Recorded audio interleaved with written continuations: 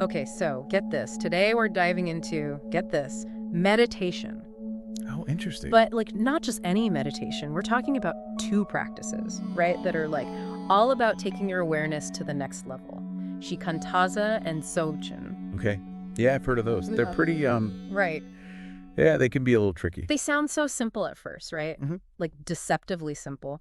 But they come from like these ancient traditions and they get, oh my gosh, so complex. So we're talking Zen Buddhism with Shikantaza and then like the Tibetan tradition for Dzogchen. Right. And both of these practices, they're aiming for that pure awareness, but the way they get there is like night and day. It's like two totally different approaches to kind of tap into that stillness that's already there. Yeah.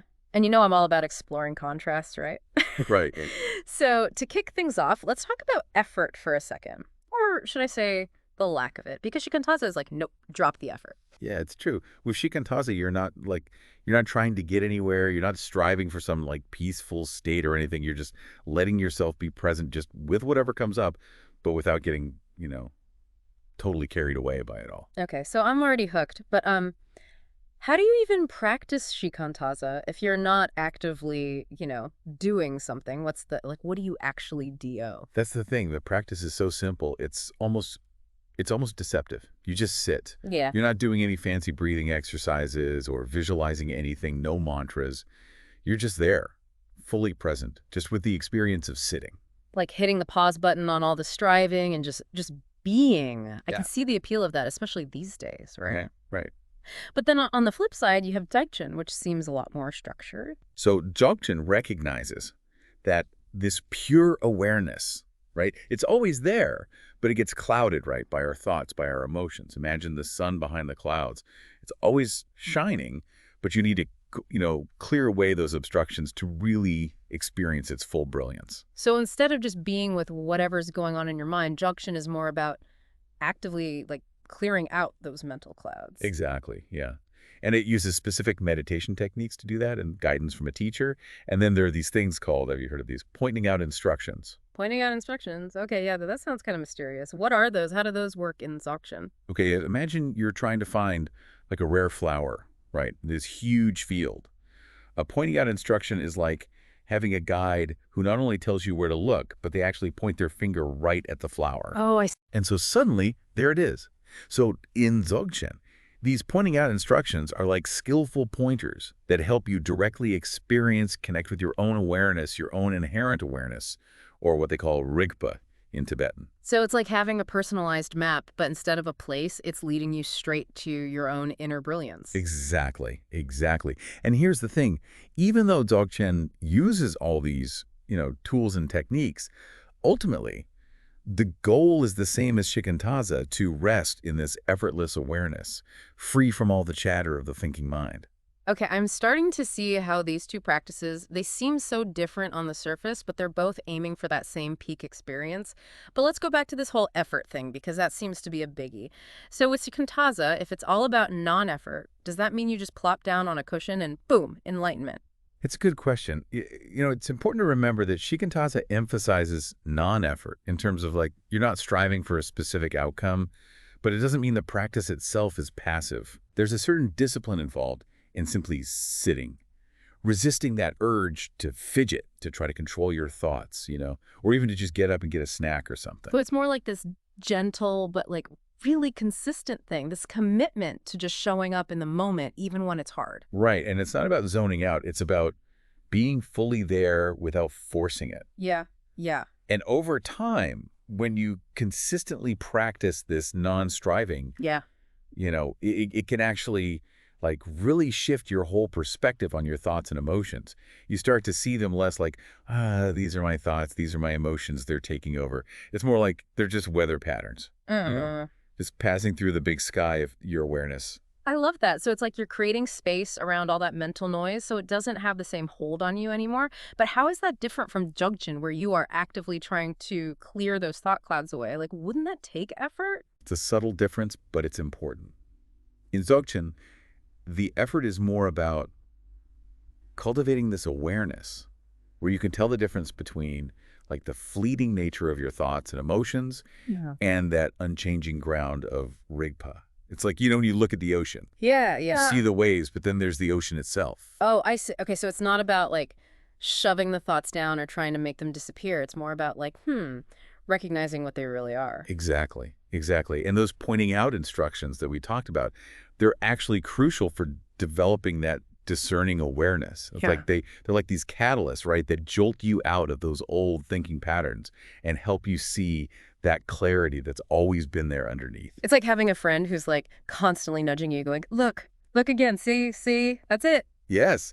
Eh. And the more you practice recognizing that inherent awareness and connecting with it, the more stable it becomes, the more accessible it is in your everyday life. It's like any skill. Right, you get better with practice. So this brings up another difference that I think is really interesting, and that's the role of the teacher. With Shikantaza, it seems like the teacher is more about embodying those principles of non-attachment Yeah. and, being supportive rather than giving you like step-by-step instructions. That's right. In Zen, there's a huge emphasis on direct experience, personal insight. The teacher might, guide you a bit, point you in the right direction. But at the end of the day, that journey to awakening, that's yours. So it's more about self-discovery, finding your own way through that inner maze of the mind. Exactly, yeah. Whereas in Dzogchen, the teacher is more hands-on. They give you those pointing out instructions, and they actually tailor their guidance based on what you need, what you're experiencing. It's like the difference between, say, a park ranger who gives you a map and some general advice before you go hiking, and then having a personal guide, walking right beside you, pointing out every little hidden trail and those, wow, breathtaking views that you might have missed otherwise. I love that analogy. That's perfect. And, this difference in the teacher's role, it often comes from the different philosophies behind each tradition. So Shikantaza, because it's rooted in Zen Buddhism, it emphasizes this idea of inherent Buddha nature, meaning enlightenment's not something you achieve, it's something you already are. So it's like Shikantaza is saying, stop trying so hard, you're already perfect, which, wow, that's a lot to take in. I know, right? It's a pretty radical idea. Yeah. And because of that, they say that just sitting without all that striving, that is the most direct path to realizing that inherent perfection. Now, Dzogchen, it agrees that pure awareness is your true nature, but it puts more emphasis on recognizing that awareness and making it stable. So it's not enough to just like get the concept of Rigpa intellectually. You got to actually experience it, learn how to kind of hang out in that state of clarity. Yes, exactly. And that's where those structured methods and the pointing out instructions in Dzogchen really come in. They give you this framework, a set of tools to help you see through the illusion that you're separate from that pure awareness and to directly connect with that luminous nature of your own mind. Okay, I'm really starting to appreciate both approaches here, One is about radical acceptance of what is, and the other is about actively recognizing and connecting with your own inner brilliance. But let's switch gears just a little bit and talk about what it actually feels like to practice these meditations. Yeah, let's do it. I mean, that's where the magic really happens, right? So we've been talking about these two paths, right? To higher awareness, Yeah. radical acceptance with Shikantaza, and active recognition in Dzogchen. But for someone listening who's like, okay, I'm intrigued, but I've never actually sat down and tried either one, Hmm. how would those experiences actually, feel different? It's a little bit like, how do I put this? Think about the difference between a wide open sky and a crystal clear lake. Hmm. They both reflect what's there, but in different ways, right? Yeah. So with Shikantaza, you're letting everything be exactly as it is, like clouds just drifting across that huge, endless sky. Okay. No resistance. You don't label anything, just pure observation. Yeah. You're not trying to like empty your mind or anything. Just acknowledge whatever pops up and allow it to be there. So even if it's like a huge thunderstorm of thoughts, you don't run for cover. You let yourself get rained on. Yeah, exactly. You just recognize those thoughts. They're not permanent. They're not the be all and end all of who you are. They're just passing by. They come and go. Now, shift your focus for a sec. Imagine you're looking into this super clear, still lake. Okay. That's more like Dzogchen. So there's still that spaciousness, that stillness, but there's also this like vibrancy, this luminosity to your awareness. So it's not just about seeing the surface of the lake, but like becoming aware of the depths, the clarity, the pureness of the water itself.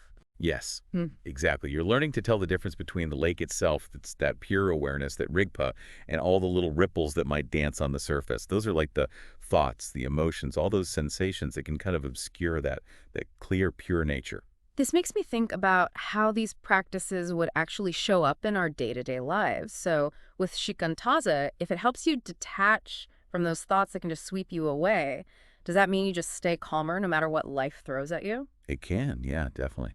Practicing shikantaza, it's like you're building a muscle for just being present without getting all tangled up in the drama of it all. So that awful commute or that email that makes you want to scream, it wouldn't have the same power over you anymore. Right. It's not that those challenges just magically vanish, but you change how you relate to them. You're Yeah. not as reactive, you're not so identified with all those little storms that pop up. Now, Dzogchen, because it emphasizes recognizing that Rigpa, that might show up as this heightened sense of clarity in your everyday life. You're more present. So it's like walking through your day with your inner lights turned up, huh? You just see things more clearly. Yeah. You might find that you're more engaged when you're talking to people. You appreciate those simple things a bit more, and you feel more connected to that sense of peace and well-being that's always there no matter what's going on around you. This has been amazing, really eye-opening to dive into these two incredible practices. So we've really broken down their key differences from how they view effort and the role of the teacher to what it actually feels like to practice them. And even though Shikantaza and Dzogchen, they might seem like they come from different worlds at first, they both lead to that same profound understanding. Our true nature is this pure, completely open awareness. Like two sides of the same coin, two Mhm. different paths that lead you to that same brilliance inside. So if you're drawn to that simplicity, to just being, to letting go of that constant striving and just being present, hey, Shikantaza might be calling your name. And if you want to really explore the nature of your own mind, cultivate that clarity, connect with that luminous essence of who you are, then Dzogchen could be your path. Either way, the important thing is to find that practice that really speaks to you, that makes you want to sit down on that cushion and start your own unique journey of awakening. Absolutely. And hey, who knows, maybe one day we'll have you back on the deep dive to share what you've discovered. But until then, happy exploring, everybody.